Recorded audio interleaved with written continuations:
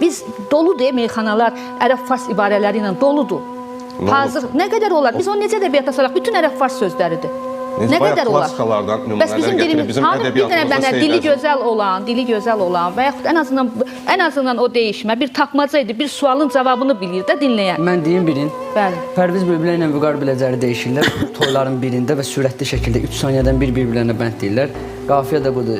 Səhərlə eyni vaxtda, şəhərlə eyni vaxtda, ərlə eyni vaxtda. Hazır qəlibdir də. Hətta bir-birlərini deyişirlər. Hazır qəlbdir, bədahətən deyirlər. Onları orada yerində veriblər. Onlar bilmirdilər o qafiyəni deyir. Pərviz Vüqar Biləcəriyə qayıdır deyir ki, Vüqar dinən hansı rəqs havasıdır? Sevinc olur kədərlə eyni vaxtda. Sual verir.